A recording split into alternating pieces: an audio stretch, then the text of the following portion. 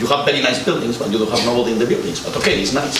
This is not working. This is the problem. It's not a problem that we need another kind of policy. The problem is that the people that is working in the policy are still in the old system, and few people are in the new system, probably because it's much more difficult. Because to change human capital, to change organization, is much more difficult. In fact, what we know, and there are many studies, even the people in the Department of Geography here already will agree with me, that we are wasting money. I'm not against policy. I am sure that should be policy, but a good policy or correct policy. Yeah. So, as the urbanization of Europe continues, when do you see the divides occurring? Because perhaps the divides won't be between regions. It may be in more cities itself, mega cities. In the last 10-15 years, there is debate about the mega cities and the future of the world. And if you look at the world GDP, every time it's producing less cities. And within cities, there are a lot of inequality. For example, if you look to London, and you live in the east of London, it's much more poorer than any region in England. What is a big surprise. But if you look, I don't know, this district is much more rich. This produces more than half of the rest of England, what is crazy. And this happens everywhere in the world. This metropolis concentration and huge inequality within metropolis. And I agree with you, it's a problem of personal inequality is growing, and this is produce this, and this process of burgeoning districts and districts that become very poor.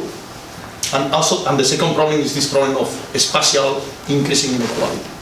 And for example, I think that was in the FT 2 weeks ago, they showed the data from the crisis. The inequality in Europe is growing as a crazy. And if you look in every country, it's growing in one location in every country, it's concentrating much more GDP. For example, if you look, one case that I know very well is Spain. If you look to Spain, Barcelona is growing 6 times the Spanish speed. 6 times is crazy. Implies that in 20 years, Barcelona will be 3 times the Spanish GDP. If you look to France, the only place in France over the French GDP average is Paris.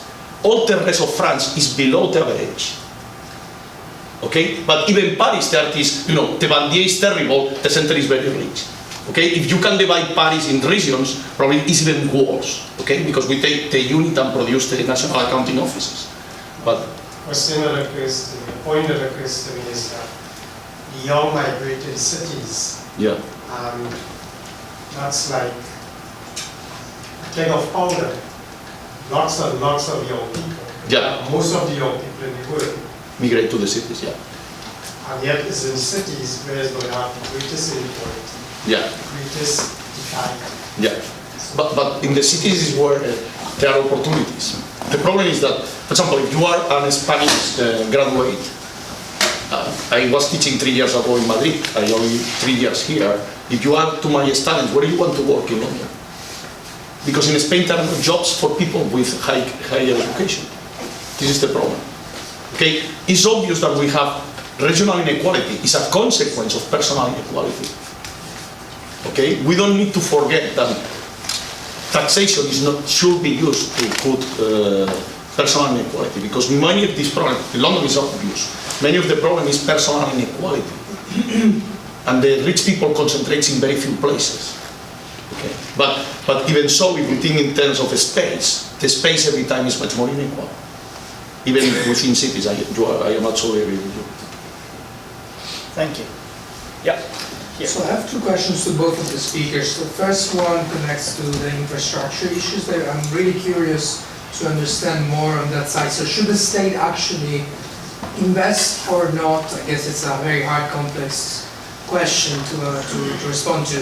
So for example, as far as Italy is concerned, we're speaking of the Salerno-Reggio Calabria, we know the bridge in Messina, we know the Bari-Napoli or Palermo-Catania, all the other infrastructure problems. Should the state invest even if the economic sort of like NPP approach would say there is not enough traffic, there is not enough businesses? let's stop doing that. And I'm also thinking, for example, of the banda larga, the high-speed investments in the fiber. Should the government take this stance or not? That is not clear to me. And the second question would be more maybe to the writer of the book.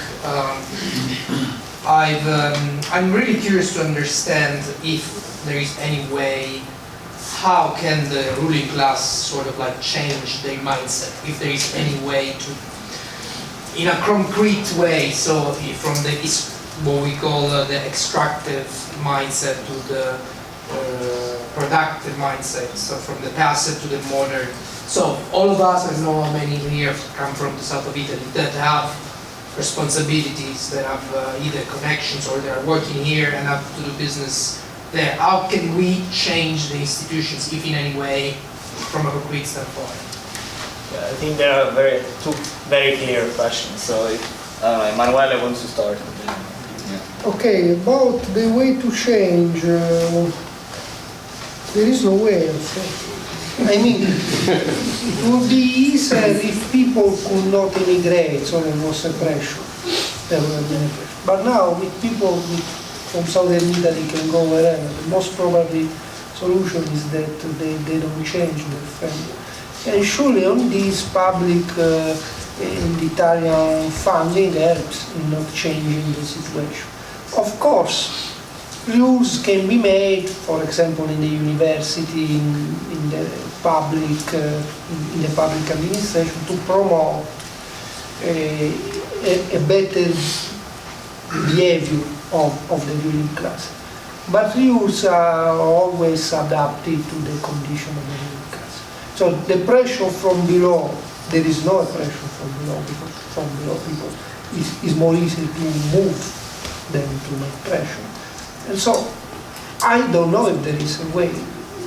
We don't know, and maybe there is. And about infrastructure, yes, in part it's true.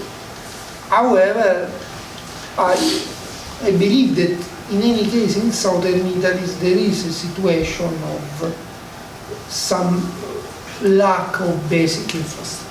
There is an infrastructural deficit in southern.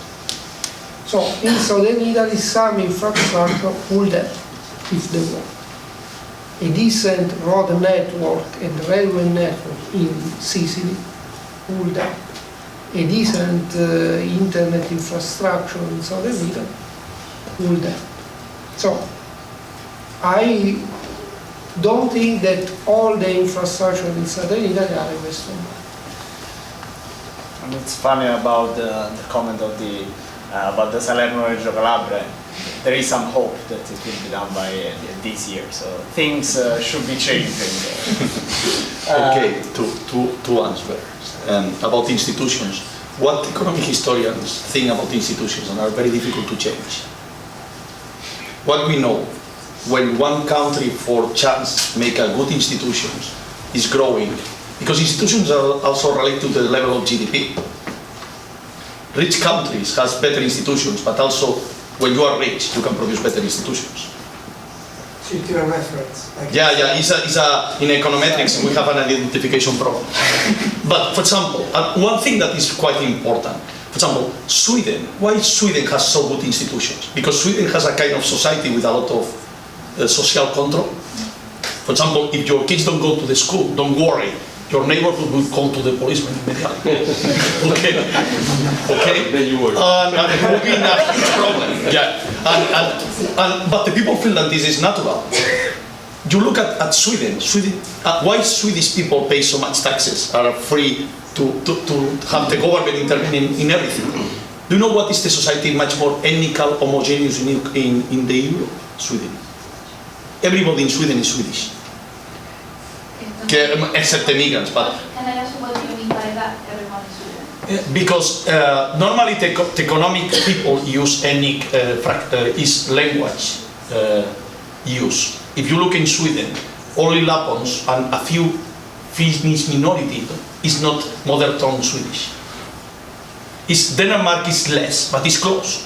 For example, the Scandinavian country has a society that culturally is homogeneous, the people are prepared to collaborate. In Sweden, I have many friends in Sweden, I lived there for a while. And it's even difficult to distinguish if you are from the south of the north with the accent. After 3 years, I was unable. I thought, you are from the north? No, I am from the south. Oh, okay, sorry. And in England, in UK, it's simple. In Spain, it's basic. In Italy, you can discover immediately. Okay, this is one.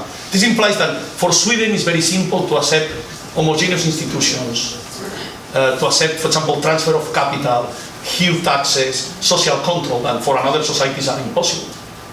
As, for example, in my country, as to the Spaniards, what the people in south of Spain think that the Catalans robbed to the people in the south during the 19th century. We are in the same debate than in Italy. And they say that Catalans has the obligation to make a transfer of capital to the south. Okay? Going to the motorways. You know that one huge distinction between Spain and Italy is that Spain is very efficient using European money. We use everything. Okay, we are very efficient. We take 99%. And we have these funny motorways in the south that nobody uses. If you go to the south of Spain, it's impressive. In fact, it's so impressive. You don't know. When you take the motorways in England, you say, these English people are poor. Or for example, railway stations are much more better. Sorry. Okay, and everything is better. But you know, for example, if you go to the airport of Seville, Seville is bigger, so big as Naples. The airport of Seville has already used the 20%. We have an airport in Seville for 5 times more flights. The airport of Madrid has already used the 25% of the total capacity. In Heathrow, the people are crazy to park their flights. And half of this money comes from the European Union. This produces a lot of growth in Madrid? Not, because we are not using it. Okay, England, for example, if you ask me, in England is important infrastructure? Yes, because if you take every day, I don't know, the district line, you can see that it's so important. But because England is not in excess capacity. The problem is that many of this European money, or Spanish money, or French money, or Italian money, has been used to produce excess capacity. If you made a motorway between 2 small cities, in Spain, for example, we make this fast, funny train. We have one station that uses 12 people per year. They discovered that you pay a cab to these people to go from Huesca to Madrid. To every habitant is cheaper than the train station. I was actually asking more for the development, because I worked here in Spain. I remember the Vigo airport. It's incredible. Every airport in Spain is incredible. Probably Spain is an excessive example. You know, because it's so efficient that they spend everything. But as a mean of development, that's my as a public. But now the competition is not industrial production. The competition is skills. You cannot produce industrial style infrastructure when you need skills. You need universities, you need the MIT in the south, or you need something similar. You don't have, you don't need motorways. You need a different thing. So it seems we are a bit to the Moretti story, also linked to the laser of the spillover coming from a bit of Silicon Valley style, and we're moving away from forced industrialization that created the cathedrals in the desert in the south sometimes. Let's hear another couple of questions, and then I would like to give the word to Vincenzo Celeste. Yeah, let's collect 2 questions. I have one question for Ramon. So this question is about, maybe you can do a parallel with another neighbor of Italy, that's Switzerland. Because I find it very peculiar, you mentioned as a constant everywhere, the migration to the metropolis and the strong tertiary sector. And Switzerland is very peculiar because there's no one big metropolis. There are many cities of a comparable development, and they are very attached to agriculture. So not every city in Switzerland is like Zurich. And people don't migrate to Zurich en masse or to Geneva en masse. And they are very keen on their traditions like agriculture. They have very little land, but that land they are very attached to maintaining it as agricultural land, although obviously this is crazy because it's like the mountain and very little land. So the way they have achieved development is maintaining traditions and by a measure of self-governance. Because having a truly unified state wouldn't work for the Swiss, since they are highly independent. And they have their own culture. Almost each valley is a culture on its own. will a measure of self-independence work for the south of Italy, for example, given that maybe there are cultural reasons to resist a unified form of government? Let's collect another question. I think it's because it's the answer. I think it could come also from Emanuele on this. Another question? If both could reply, that would be great. Do we have another question? No? Okay. So let's... Switzerland. First thing is a fiscal paradise. If you look, Luxembourg is the same. It's very rich, Luxembourg. If you have the president of the commission in Luxembourg organizing the tax system, it works very well. Okay, Switzerland is interesting for two things. The first thing is this peculiar system of organization, unique in Europe, that is very participative, democratic. The social control is very strong in Switzerland. It's the same that in Sweden. Second, they have a tradition of highly skilled in everything. If you check Switzerland now, Switzerland export is similar to North Italy in this. They produce, because the wages are so high that you cannot produce in Switzerland cheap things, because the minimum wage is crazy. You don't want to produce, I don't know, orange in Switzerland, because even you cannot, because the wage is so high. And Switzerland is long tradition. And obviously Switzerland is an example of good institutions, but it's a peculiar institution. The problem with institutions, I remember, many years ago, the World Bank decided to translate European institutions to different countries. And we practically provoke a crisis in every country in the world when we translate European institutions. For example, Latin American countries imitating the Spanish constitution and this kind of crazy things. The problem with Switzerland is that how we can reproduce Switzerland in South Italy. Because Switzerland is a kind of system based in very independent, small communities with a lot of social controls. But it used to be very poor, and so would you say that what changed Switzerland's fate was education? Switzerland changed during the Industrial Revolution. Switzerland is very particular. The Swiss people during the Industrial Revolution, do you know what is the main job of the Swiss people? Make military service to another countries. In fact, the Spanish army was Swiss army. Everybody was Swiss because they were paid, very well paid. During the Industrial Revolution, Switzerland was in the middle of Europe, but with mountains, people very poor. Agricultural production was not poor. What they make? A huge specialized, highly technology, advanced industrial production. And the people, and they employed the money in education. But this is in the 19th century. And they, when the second half of the 20th century arrived, they are the most educated society in Europe, with a lot of people in tertiary education. Everyone in Switzerland has several, or vocational education or tertiary education, but from the 1950s. And this produced that now they are competitive in everything. Why banking is in Switzerland? Okay, because you are a fiscal paradise, because you have a lot of people that can work in banking. Okay, and this is, the problem is that how many centuries need Switzerland to produce Switzerland? Okay? I think, just also to add one question, you touched upon this in your presentation about the education. And in a way you were actually saying, there was a big catch-up with the reforms, also with human capital divide as actually... Yeah, but it's a bit a figment of the data. It is a passive education teaching. Okay. It's informal education. Actually, we have also in Italy a kind of Switzerland. For example, in the northeast, in the region of Trento, Trentino Alto Adige, with a very high education, very rich, and with not big cities. We also have my region, in Romagna, which is rich, it has not big city, but it has these two things, human capital and social capital, without being a fiscal paradise. So I will content myself on making southern Italy more similar to the northeast of Italy, which is not so different from Switzerland in its best parts, without big cities. So, but the problem is this one.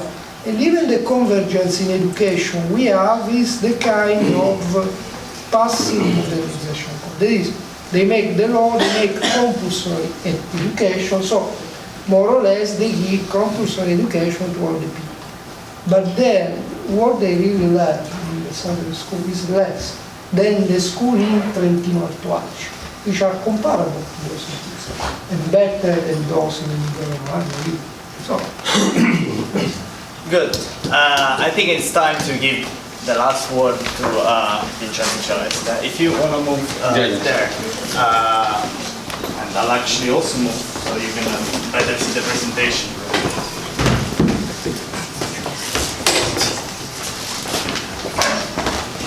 So, good evening everybody.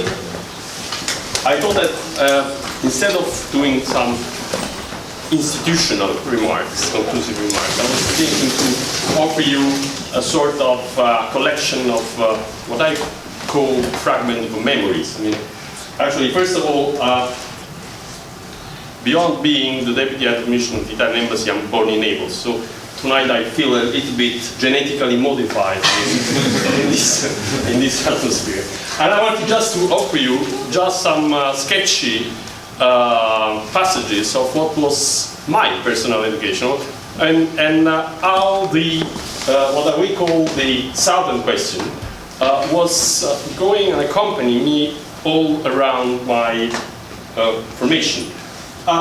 When I was at the high school, I mean, we learned in Naples that the Southern question was the first person, Emanuele could correct me, to use this expression was apparently Giustino Fortunato, senator and historian. We are back at the beginning of the unification of Italy, and here is this his definition. And actually, you can find a lot of the characteristics that were described before by Emanuele.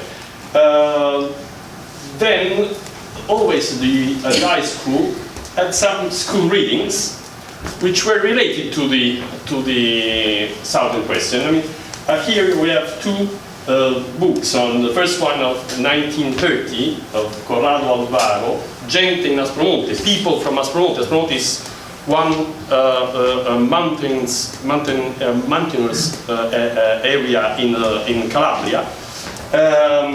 It is a collection of novels explaining how difficult, how harsh was the life in this area in the 30s. The other one is probably more famous also because it became a movie. Cristo si è fermato a Eboli, Christ stopped at Eboli. Eboli is a city in Basilicata, is another backward region in Italy. And we, there, Carlo Levi was someone that was an anti-fascist, was sent there in exile, and he discovered this backward society, and he was describing. So when I was at school, actually we were nurtured of these images of this story. Then, of course, emigrations are just some numbers on the number of people who emigrated. Here you can find back again what Manuel was describing. What is interesting to me is that the number of people who emigrated from Italy outside actually was larger in the north than in the south. There were even more people in the north. This, of course, also proves something that I discovered a little bit after, that Italy is at the south of the continent. I mean, we in Italy are used to speak about north and south, but there is also this other dimension that we are more familiar with today, also because of the crisis, that there are south and north of Europe. Then I went to the university.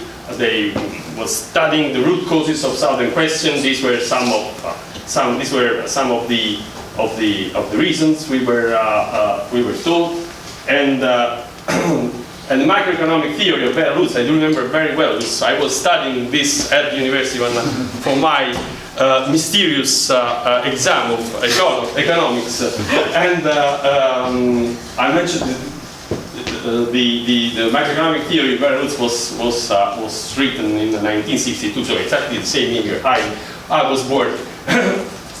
But of course, one of the tricky points was that in fact there is a trade-off which is difficult to find, to strike between between the north and south and between different level of salaries. This would have also another impact on some ideas about what we in Italy, some politicians in Italy are used to call fiscalità di vantaggio, I mean, sort of tax advantages to be given to the south as compared to the north in order to attract investment to the south, something which is highly forbidden today by European rules, I have to say. So this was, I'm not going because it was already shown, and the differences you can find. This is a map that I started to see when I joined the foreign ministry, and I was sent to Brussels at a certain point in the beginning of the 2000s, and at the European, at the permanent representation of Italy, at the Italian embassy, let's call it, to European Union. And this is a kind of map I became used to. This is in the context. This is another version of the map that Emanuele was showing. The difference is that this is related to regional state aid, which is something a little bit different with, from the regional funds the European Union can provide, but the result is always the same. As you can see, of course, these areas, I mean, that you see here of Italy is the backward area, is just like, this is Extremadura, yes. These are actually today, as compared to some areas in the eastern of Europe, are the richest of the poorest, let's call like that. So where is Europe? Or what is doing Europe? It is one a common question usually when we have a problem to fight. And of course, the EU answer was regional aid and the possibility for the states to provide some state aid in order to attract investment. Actually, this is something I was personally involved in the negotiations of this map. What is striking to me is the fact that, as you can see, the map is always the same. I mean, you have the regions from the south, Sardinia, which improved probably thanks to the investment in tourism in some areas, because then the rest of the island is very poor. What is worrying is that the differences between the two budgets are not so big. One of the main problems we were confronted in Brussels when negotiating all that was exactly that we were told by countries like the United Kingdom, among others, or Germany, that what are you doing with this fund? Because after the first period, I mean, it's not the first period. I mean, the budget 2006-2013, you are again or remain in a situation of crisis. This goes back to what again Emanuele and Ramon were talking about. What is the impact of regional aid? I mean, are we able to manage? These are the last figures about Italy. Seems to be encouraging, because the absorption rate of EU structural funds in Italy apparently increased from 15% to 70%. But will it make the difference? Because the problem, one thing is to absorb the funds. Another thing is if these funds are really allowing a region to make the jump. I had the opportunity to work during the Monti government in Italy, advising for the Europe minister then. And we were discussing with the then Minister for Cohesion, Fabrizio Barca, and actually one of the problems we were posing ourselves was exactly what was the role between the center administration and the regions. I mean, these funds are used by the regions, and in principle the regions are those who have to design the regional policy, which means the projects to be financed in order to develop the region.